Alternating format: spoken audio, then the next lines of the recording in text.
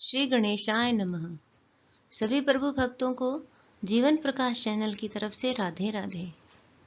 आज हम वैशाख मास महात्म्य का 13वां अध्याय करेंगे। 12वें अध्याय में हमने जाना कि जो व्रत कामदेव की स्त्री रति ने कामदेव के लिए किया था, उस व्रत की विधि के बारे में जानेंगे। 13वें अध्याय में वैशाख मास में छत्री दान का महत्व जानेंगे तथा इससे संबंधित एक कथा भी हम सुनेंगे। तो चलिए शुरू करते हैं 13वां अध्याय। यह कथा सुनकर राजा ने श्रुति देव से प्रश्न किया कि हे ब्राह्मण, वैशाख में छत्र दान करने का क्या महत्व है? कृपा करके विस्तार पूर्वक बताइए। राजा के इस प्रश्न पर श्रुति देव जी कहने लगे कि जो कोई धर्मात्मा वैशाख मास में व्याकुल महात्मा को छत्री दान करता है, उनको अनंत फल मिलता है। मैं एक प्राचीन इतिहास कहता हूँ, सुनो। सतयुग में हेमकांत नाम का बंगाल देश का राजा था और राजा कुशकेतु का पुत्र तथा अत्यंत बलवान था। वह राजा एक समय शिकार खेलने वन में गया और वहां पर अनेक मृग और शूकरों को मारता हुआ दोपहर में बहुत थक गया तो मुनियों के आश्रम में पहुंचा। उस समय क्षतीर्च नामक ऋषि ध्यान लगाए हुए समाधि अवस्था में बैठे हुए थे। उनको यह भी मालूम न हुआ कि आश्रम में कौन आया है। वह निश्चिंत बैठे रहे और आए हुए राजा का कुछ भी सम्मान नहीं किया। इस पर राजा को बड़ा क्रोध आया और वह ऋषि को मारने के लिए आगे बढ़ा।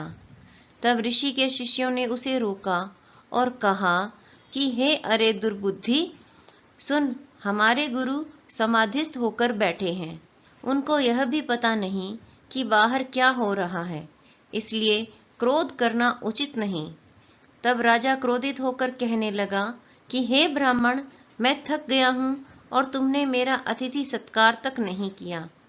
तब शिष्यों ने कहा कि हम तो गुरु के अधीन हैं, बिना गुरु की आज्ञा के कुछ भी नहीं करते। शिष्यों का ऐसा प्रत्युत्तर सुनकर क्रोध से राजा ने अपना धनुष उठा लिया और कहने लगा कि मुझसे दान लेकर मेरा अन्न खाकर मुझको ही शिक्षा देते हो।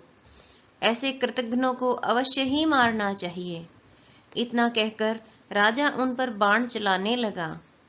इसी से वह शिष्य भयभीत होकर भागने लगे तो राजा के सैनिकों ने उनको चारों ओर से घेर लिया। राजा ने उनमें से 300 शिष्यों को मार दिया और शेष भाग गए।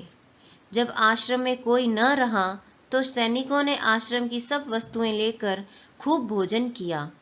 सायंकाल जब राजा अपने घर आया तो उसके पिता कुशकेतु ने यह सब वृतांत सुनकर पुत्र की बहुत निंदा की तथा उसको घर से बाहर निकाल दिया। जब राजा हेमकांत वन में चला गया तो वह अत्यंत व्याकुल होकर इधर उधर फिरने लगा और ब्रह्म हत्या उसे सताने लगी। इस प्रकार उस दुरात्मा को फिरते फिरते 28 वर्ष बीत गए।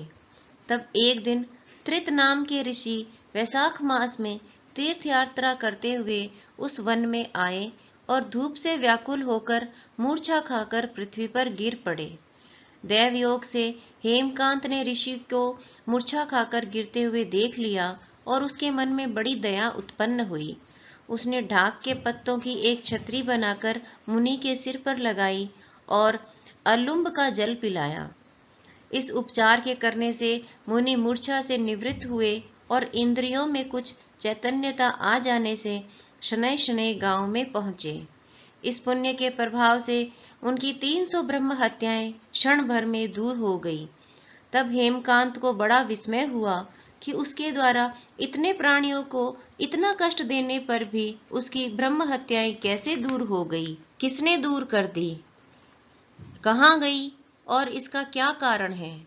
जब वह सोच ही रहा था तो उसकी मृत्यु निकट आ गई और उसके संग्रहणी रोग लग गया।